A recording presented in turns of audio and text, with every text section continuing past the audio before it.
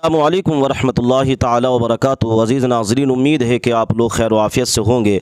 अल्लाह आप लोगों को शादो आबाद रखे। दोस्तों, आप लोगों तक अच्छी वीडियो पहुंच रही है, इस वीडियो को ज़रूर देखिए और तबसरा ज़रूर पेश कीजिए कि आपको ये वीडियो कैसी लगी।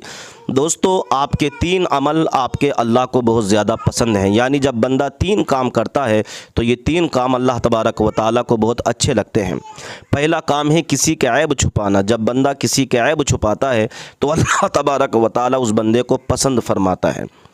दोस्तों, अल्लाह फरमाता है जो इंसान किसी बंदे के ऐब को छुपाता है, क़यामत में मैं उसके ऐब को छुपा लूँगा। सुभान अल्लाह। दूसरा अमल है राह खुदा में ख़र्च करना। जब बंदा कोई चीज़ अल्लाह की राह में ख़र्च करता है तब अल्लाह तबारक व तआला अपने उस बंदे को पसंद फरमाता है। तीसरा अमल है किसी की मदद करना। जब बंदा किसी की मदद करता है अल्लाह तबारक व तआला उस मदद करने वाले बंदे को अपना महबूब बनाता है। दोस्तों, ये 3 काम अपनी ज़िंदगी के अंदर ज़रूर अपनाइए, अल्लाह तबारक व तआला आपको पसंद फरमाएगा। आइए वीडियो में आपको दिखा रहा हूँ, वीडियो को देखकर लाइक कीजिए और तबसरा ज़रूर पेश कीजिए। हमारे देश में आज सिर्फ 14% महिलाएं हैं लोकसभा में, तो इसकी हमें बहुत ज़रूरत है। रवांडा में 61% महिलाओं का पार्टिसिपेशन है पार्लियामेंट में, स्वीडन में है, नॉर्वे में है, कई ऐसे देश हैं जहां पर लगभग 50% पहुंच गए हैं। तो इस चीज़ की हमें बहुत ज़रूरत है, लेकिन उसके बावजूद ये महसूस होता है कि अभी 10 साल और महिलाओं को वेट करना है। पर अपने विरोध को मैं 2 पंक्तियों में आपके सामने रखना चाहूंगी। बेदम हुए बीमार दवा क्यों नहीं देते, बेदम हुए बीमार दवा क्यों नहीं देते, तुम अच्छे मसीहा हो शिफा क्यों नहीं देते, मिट जाएगी मखलूक तो इंसाफ करोगे, मुंसिफ हो तो हश्र उठा क्यों नहीं देते। हमारे देश में आज सिर्फ 14% महिलाएं हैं लोकसभा में, तो इसकी हमें बहुत ज़रूरत है। रवांडा में 61% महिलाओं का पार्टिसिपेशन है पार्लियामेंट में, स्वीडन में है, नॉर्वे में है, कई ऐसे देश हैं जहां पर लगभग 50% पहुंच गए हैं। तो इस चीज़ की हमें बहुत ज़रूरत है, लेकिन उसके बावजूद ये महसूस होता है कि अभी 10 साल और महिलाओं को वेट करना है। मेरी आंखों ने देखा है कि सरहदों पर बैठे हुए, दिल्ली की सरहद पर बैठे हुए 400 से ज्यादा किसान शहीद हो चुके हैं। 400 से ज्यादा किसान शहीद हो चुके हैं, लेकिन इस देश के प्रधानमंत्री के कान पर जूं नहीं रेंग रही है। उन्हें सवाल तक पसंद नहीं आ रहा है। हमारे लखीमपुर में आपने देखा होगा उस दिन कि किसानों पर भारतीय जनता पार्टी के यूनियन मिनिस्टर के बेटे ने गाड़ी चढ़ा दी, पीछे से ला करके कुचल करके मार दिया, कोई खड़ा नहीं हुआ। प्रियंका गांधी खड़ी हुई और मैंने देखा है, मैं उस समय मौजूद था, मेरी आंखें गवाह हैं कि जब लखनऊ से लखीमपुर की सड़कों पर प्रियंका जी निकली हैं तो ऐसा लग रहा था कि प्रियंका गांधी नहीं बल्कि इंदिरा गांधी चल रही हैं। और उन्होंने जा करके उन किसानों के परिवारों के आंसू पोंछे और आंसू पोंछ करके यह कहा कि कांग्रेस आपके साथ खड़ी है। ऐसे बहुत सारे मौके आएंगे जब चंद लोग, राहुल जी ने एक बहुत अच्छी बात कही कि डरो मत, जो डर रहा है वो कांग्रेस छोड़ के चला जाए और जो डर नहीं रहा है वो कांग्रेस में आए, उसका स्वागत है। इस बयान के मायने बहुत बड़े हैं मेरे अक़लियत के साथियों, इस बयान के मायने बहुत बड़े हैं। आप बड़ी जिंदा दिल सरजमीन के लोग हैं, आप टीपू सुल्तान रहमतुल्लाह अलैह की सरजमीन के लोग हैं।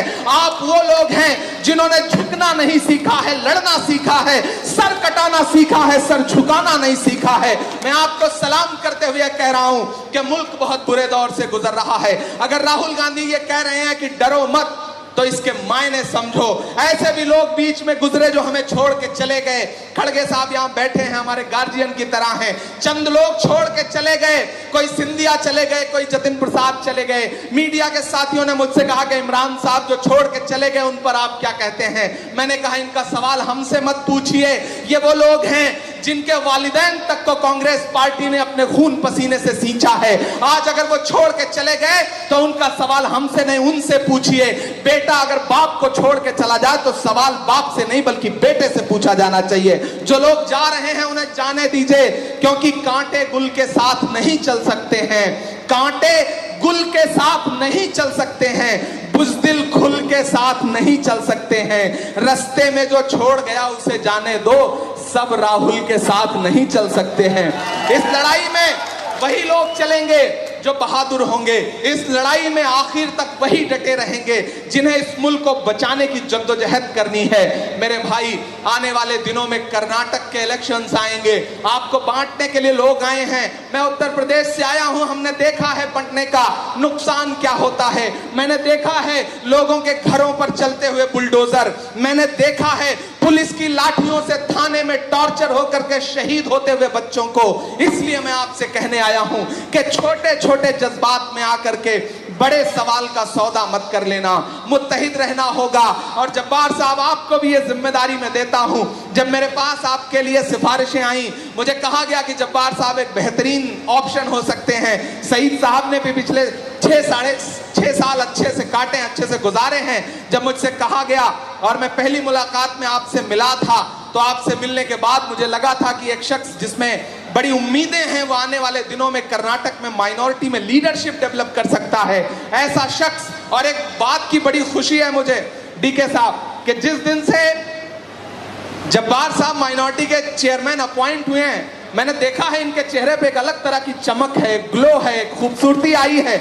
इसके लिए जोरदार ताली बजा करके आप इनका हौसला बढ़ाइए, इसमें कोई दो राय नहीं।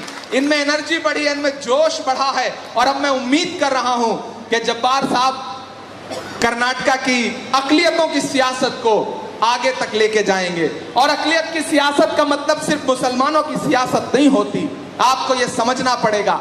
अकलियत का मतलब होता है उसमें सिख भाई भी आते हैं, उसमें क्रिश्चियन भाई भी आते हैं, उसमें ईसाई के साथ साथ पारसी भी आते हैं, बौद्धिस्ट भी आते हैं। 6 कम्युनिटी मिला करके तब माइनॉरिटी डिपार्टमेंट बनता है। मैं आपसे एक चीज ये भी कहूंगा कि अपनी कमेटी में, अपनी बॉडी में, चाहे वो स्टेट की बॉडी हो या डिस्ट्रिक्ट की बॉडी हो, बाकी भी जो अकलियत के जमातें हैं उनको अपना साथ लाइए, उनको अपने और उनको रिप्रेजेंटेशन दीजिए। अगर किसी डिस्ट्रिक्ट में सरदार भाई हैं, क्रिश्चियन भाई तो पूरे कर्नाटका में बड़ी तादाद में मौजूद हैं। और ये जो हुकूमत है, मैंने सुना है आने वाले दिनों में कन्वर्जन बिल लेकर के आ रहे हैं, उनके निशाने पर आने वाले दिनों में पूरी तरह से क्रिश्चियन भाई भी रहेंगे। पहले हम निशाने पर थे, अब क्रिश्चियन भाई हैं। उधर दिल्ली के आसपास सरदार भाइयों का नंबर है। मेरे भाई, मेरी एक बात संजीदगी से नोट करके ले जाना, पूरी दुनिया के किसी भी मुल्क में जब जब जमहूरियत कमजोर होगी, आईन कमजोर होगा, तो पहली चोट जो पड़ेगी वो अकलियतों पर पड़ेगी, माइनॉरिटीज पर पड़ेगी। ये हुकूमत यही कर रही है। ये हुकूमत ऐसी हुकूमत है कि जिसने आपको तोहफे में महंगाई दी है, आपको तोहफे में शहरों के नाम बदलने की एक रवायत शुरू कर दी है। खुद कुछ नहीं कर पा रहे हैं, बस दूसरी इमारतों पर ठप्पा लगाने के अलावा कुछ नहीं कर पा रहे हैं। मैं यहां खड़ा होकर के आपसे कह रहा हूं कि नया पाने की चाहत में पुराना छूट जाता है। तुझे अपनाऊं तो मुझसे जमाना रूठ जाता है। मोहब्बत पढ़ने लिखने में